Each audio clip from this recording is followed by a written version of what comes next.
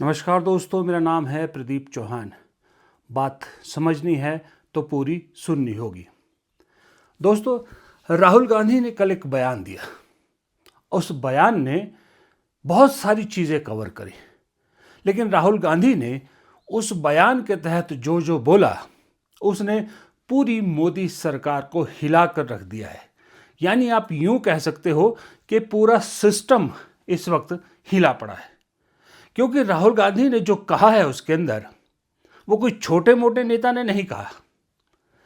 Leader of opposition, जो इस देश का लोकसभा का नेता प्रतिपक्ष है, उसने वो बातें कही है जिसमें कहीं ना कहीं कोई सच्चाई जरूर है। और दूसरी बात, सरकार के लिए चिंता का विषय यह है कि राहुल गांधी उस कांग्रेस पार्टी और उस परिवार से आते हैं जिस परिवार ने 1947 से लेकर अब तक 50 साल से ज्यादा इस देश पर शासन किया है। जिसने इतना लंबा शासन किया हो, सिस्टम के अंदर उसके आदमी ना हो, ये कैसे पॉसिबल है? अगर मोदी जी अपने 12 साल के कार्यकाल में पूरे सिस्टम के अंदर अपने लोग बिठा सकते हैं, तो 55-58 साल शासन करने वाली कांग्रेस के लोग सिस्टम में क्यों नहीं होंगे? और उसके अलावा आर्थिक जगत पर भी राहुल गांधी ने जो दावा किया है, दरअसल उसने न सिर्फ सरकार को हिलाया, उसने ना पूरे देश को झकझोर दिया, पूरे देश को हिला कर रख दिया। दरअसल मैं पहले राहुल गांधी का आपको बयान सुना देता हूँ, आपने सुना भी होगा, लेकिन मैं फिर एक बार आपको पूरा बयान सुना देता हूँ। थोड़ा सा लंबा है, 2-2.25 मिनट का है, सुनिए ज़रूर और राहुल गांधी की हर बात पर गौर जरूर कीजिएगा। आर्थिक सुनामी आ रही है, भयंकर आर्थिक सुनामी अब आ रही है। उसका कारण है कि हिंदुस्तान का जो प्रोटेक्शन का सिस्टम था, जो इंटरनेशनल इकोनॉमी से एक प्रकार से शॉक अब्जॉर्बर था, उसको बीजेपी ने हटा दिया है। तो एक तरफ से भयंकर आर्थिक सुनामी आ रही है, प्राइसेस बढ़ रही हैं, और ये अभी शुरुआत देखी आपने। ऐसी इकोनॉमिक क्राइसिस आएगी हिंदुस्तान में जो आपने अपने लाइफ में नहीं देखी होगी। ये हो रहा है, इसको अब कोई रोक नहीं सकता है। दूसरी तरफ क्या हो रहा है, हिंदुस्तान के अंदर, सिस्टम के अंदर इंस्टीट्यूशनल रिवोल्ट हो रहा है। तो आप सोचती हैं कि इलेक्शन कमीशन फुली कंट्रोल्ड है। वो 3 साल पहले फुली कंट्रोल्ड है। चीफ इलेक्शन कमिश्नर के मैसेजेस मेरे पास आ रहे हैं। Head of intelligence system, senior judiciary, सारों के सारे रिवोल्ट कर रहे हैं, इंफॉर्मेशन दे रहे हैं हमें। तो जो कंट्रोल का सिस्टम था एक तरफ से, वो कोलैप्स कर रहा है अंदर से, क्योंकि लोगों को दिख रहा है कि जनता का प्रेशर अब ऐसा भयंकर आएगा, अगर हम इस रास्ते पे चलते गए तो हमारे लिए रिस्क हो जाएगा। आप क्या सोचते हो, अगर जनता को मालूम है कि इलेक्शन सिस्टम रिग्ड है और जनता की मतलब इकोनॉमिक प्रेशर, गरीबी, दर्द के कारण जनता में गुस्सा आ गया, आप क्या सोचते हो कि इलेक्शन कमिश्नर को डर नहीं लगेगा कल क्या होने वाला है? तो अब क्या हो रहा है, सिस्टम अंदर से ऐसे हिल रहा है पूरा। और मैं आपको ये बता दूं कि मेरे पास इंफॉर्मेशन आ रही है, सिस्टम मुझे इंफॉर्मेशन दे रहा है मोदी जी के बारे में, शाह जी के बारे में, उनके बेटों के बारे में, मिनिस्टर्स के बारे में, अजीत डोवल के बारे में, पूरा इंफॉर्मेशन है। धड़ाधड़ हमारे सिस्टम से आ रहा है। अब यह हो सकता है कि जनता के प्रेशर को यह सप्रेस करने की कोशिश करें, इमरजेंसी जैसी चीज कर दें, हो सकता है। बट अब हम दूसरी स्टेज में जा रहे हैं। पहले हम फुल कंट्रोल स्टेज में थे, अब ये आउट ऑफ कंट्रोल जा रहा है इनके। मैं मोदी जी के पास जाता हूं, जब मीटिंग में जाता हूं, मैं आपको बताऊं, मेरे पास मोदी जी के पर इतना इंफॉर्मेशन है, मोदी जी जानते हैं, मैं भी जानता हूं। जब मैं उनसे मिलता हूं, भैया आंख में आंख लगाना जरा, हिलना पड़ता है, क्योंकि वो जानते हैं कि जिस सिस्टम को मैंने कंट्रोल किया था वो सिस्टम कोलैप्स कर रहा है और पूरा इंफॉर्मेशन इसको दे रहा है। तो ये डायनामिक चल रही है। और आप देखना, मेरे अंदाजे से, मेरा असेसमेंट है, 1 साल के अंदर मोदी जी प्राइम मिनिस्टर नहीं होंगे।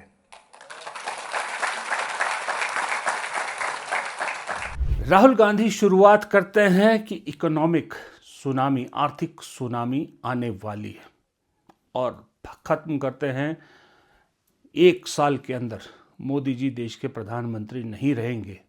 और बीच में एक शब्द का इस्तेमाल करते हैं कि इमरजेंसी टाइप सिचुएशन भी कोई हो सकती है। और उससे पहले सिस्टम के अंदर बगावत की बात राहुल गांधी ने की है। आप सोचिए, आर्थिक सुनामी की बात राहुल गांधी, डेड इकोनॉमी की बात तो 6 महीने पहले बोल चुके थे।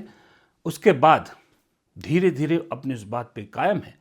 फिर मोदी जी के खास एडवाइज़र रहे लोगों ने बाकायदा अखबारों में आर्टिकल लिखकर इस देश को चेता दिया कि सही में जिस फ्रेजाइल 5 इकोनॉमी की मोदी जी डींगे मारा करते थे कि हमें फ्रेजाइल 5 इकोनॉमी मिली और हम उसको दुनिया की तीसरे नंबर की अर्थव्यवस्था बनाने जा रहे हैं, दरअसल हकीकत यह है कि फ्रेजाइल 5 से हम वनरेबल 1 पे पहुंच गए हैं। और ये मैं नहीं कह रहा, ये कोई कांग्रेसी नहीं कह रहा, ये वो लोग कह रहे हैं जो कभी मोदी जी के एडवाइज़र, कोई इकोनॉमिक एडवाइज़र तो कोई किसी और टीम में हुआ करता था।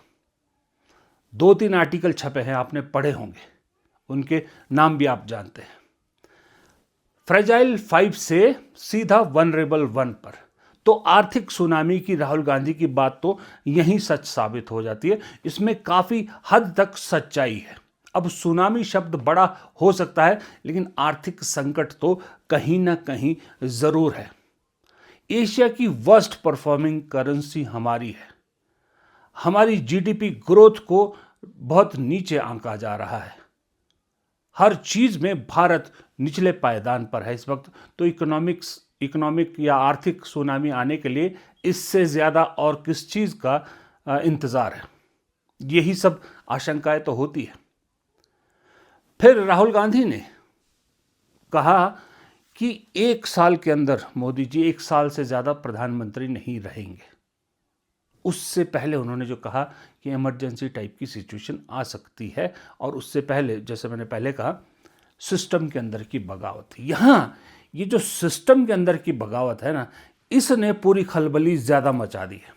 इस पे मैं लौटूंगा, बाकी 2 बातों पे लौटता हूँ। पहले राहुल गांधी की उस बात पे कि इमरजेंसी टाइप सिचुएशन आ सकती है, बात सही है।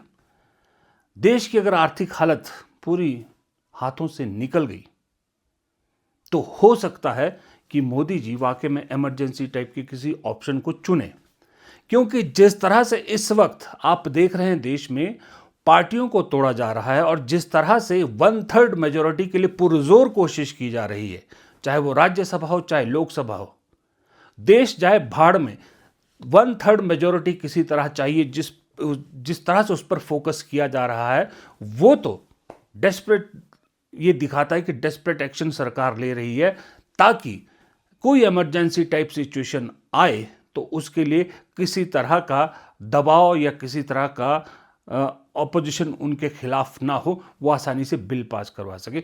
तो राहुल गांधी की इस बात पर भी दम है। 1 साल में प्रधानमंत्री रहेंगे या नहीं रहेंगे, ये बात में भी अब सच्चाई नजर आने लगी है, क्योंकि आज के वक्त में कोई ऐसा फ्रंट नहीं है जिस फ्रंट पे मोदी जी घिरे हुए ना हो। युवाओं से लेकर जेन जी, फिर एक लड़की ने जान दे दी अपनी, सीबीएसई स्टूडेंट ने। सबसे ज्यादा नाराज इस वक्त वो है। बेरोजगार युवाओं को सीजीआई कॉकरोच कहते हैं, तो बेरोजगार युवाओं के अंदर का आक्रोश भी निकलकर बाहर आ रहा है।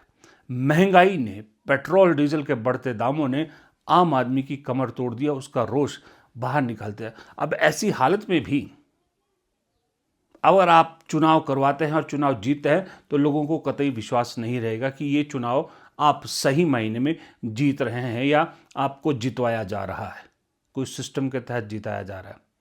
अब ऐसे में होगा क्या? जो 1 साल बाद प्रधानमंत्री नहीं रहेंगे मोदी जी, और जो सिस्टम की बगावत है, दोनों आपस में कनेक्टेड है। अब जो राहुल गांधी कह रहे हैं कि चुनाव आयोग से लेकर हर संस्थान के लोग उनको इंफॉर्मेशन दे रहे हैं, वहां एक सफोकेशन हो गई है, बगावत की स्थिति आ गई है। उस बगावत की स्थिति से निपटने के लिए या तो इमरजेंसी लगाइए या फिर प्रधानमंत्री को कुर्सी छोड़नी पड़ेगी। 2 में से एक ही हो सकता है, ये बात भी तय है। इसलिए हो सकता है कि राहुल गांधी जो कह रहे हैं 1 साल में प्रधानमंत्री नहीं रहेंगे अगर इमरजेंसी टाइप सिचुएशन ना हुई, तो ये बात बिल्कुल सही है। और रही बात सिस्टम की, जो मेन जिससे दर्द या तकलीफ ज़्यादा हुई है सरकार को, जिसने मजबूर कर दिया है सरकार को पूरे सिस्टम में एक तरह से हलचल मचाने की, वो ये है कि ये बात प्रधानमंत्री मोदी और गृह मंत्री अमित शाह से बेहतरीन कौन जानता है कि सही में आज भी सिस्टम में कांग्रेस के लोग हैं, आज भी सिस्टम में गांधी परिवार के लोग हैं। वो लोग अब तक खामोश थे या तो किनारे किए हुए थे, लेकिन उनकी सफोकेशन अब एक लिमिट क्रॉस कर गई है। उन्हें भी दिख रहा है कि अब मौका है। और यही सिचुएशन 2012-13 में हुई थी, जब उस वक्त संघ सोच वाले जो ऑफिसर्स थे, संघ सोच वाले जो सिस्टम में लोग बैठे थे, उनकी जो वो है बगावत है, वो छलक कर बाहर आई थी और उसको इस्तेमाल किया था संघ ने, जिस पे कल शाम को मैंने एक वीडियो भी बनाया, विनोद राय। सबसे बड़ा उदाहरण वो है। क्या कांग्रेस का लिए भी कोई विनोद राय टाइप आदमी खड़ा है अंदर? कोई है जो इस सब सफोकेशन से निकलना चाह रहा है, जो अंदर की हकीकत बता रहा है? और अंदर की हकीकत अगर ये है तो सही बात है, 4 महीने 1 साल बाद मोदी जी प्रधानमंत्री नहीं रहेंगे। अब उससे बचने के लिए सुना है कि आज सिस्टम में इतनी हलचल मची है कि ब्यूरोक्रेसी में सरकार ओवरऑल बहुत कुछ बदलने की कवायद शुरू करने वाली है। कानो कान खबर नहीं है कि कौन सिस्टम में उनके खिलाफ है, कौन उनके साथ है। इसलिए हर की पोजीशन पे कोशिश की जाएगी कि अपने ही आदमी को बैठाया जाए, जहां कहीं लूपोल है उसको दुरुस्त किया जाए और सिस्टम के अंदर एक ओवरऑलिंग की जाए।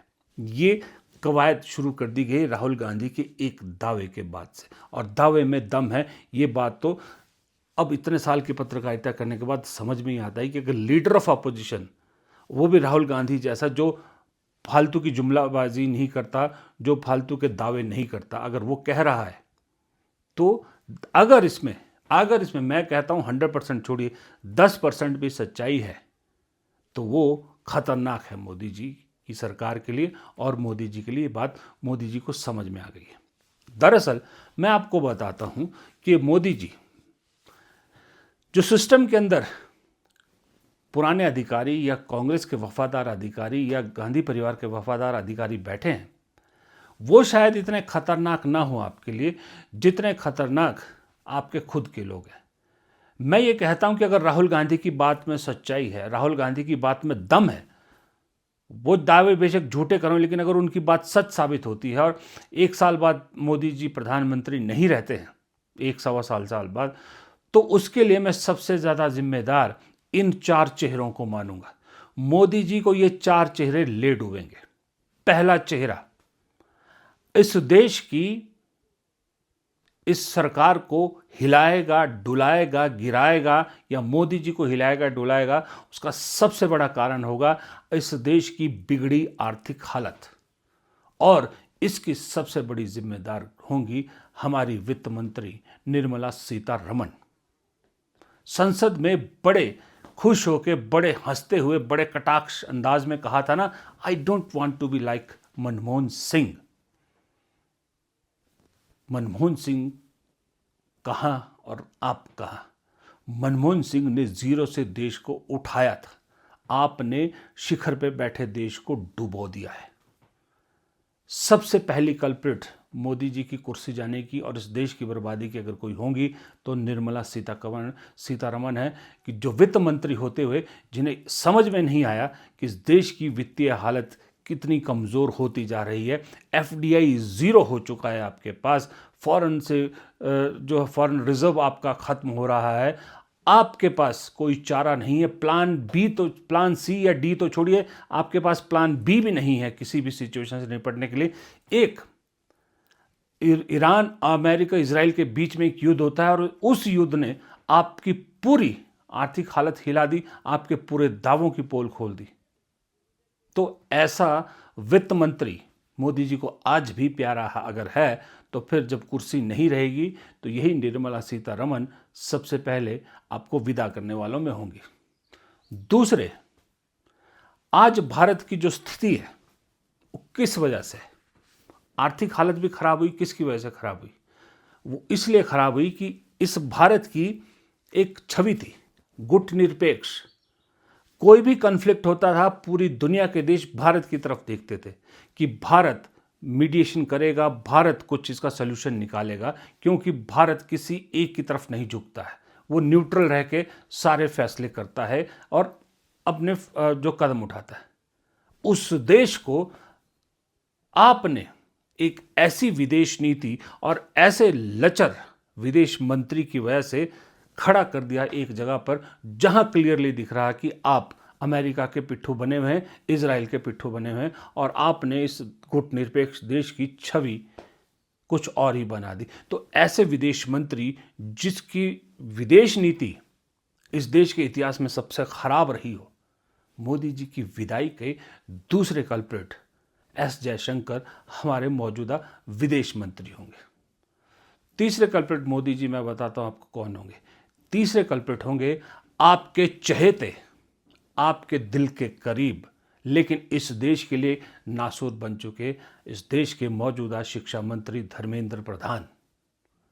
जिस देश की सरकार को मासूम बच्चे जान दे रहे हैं उससे अगर फर्क नहीं पड़ रहा है तो फिर इतनी इनसेंसिटिव सरकार इस देश को नहीं चाहिए। आप सीबीएसई के चेयरमैन सेक्रेटरी बदल के लीपापोती करते हैं, जबकि सबको मालूम है कि पूरी नाकामी, पूरे नाकामयाब हमारे शिक्षा मंत्री है। लेकिन शिक्षा मंत्री अपनी गलती मानने की बजाय सवाल पूछने वालों पर ही सवाल खड़े कर रहे हैं।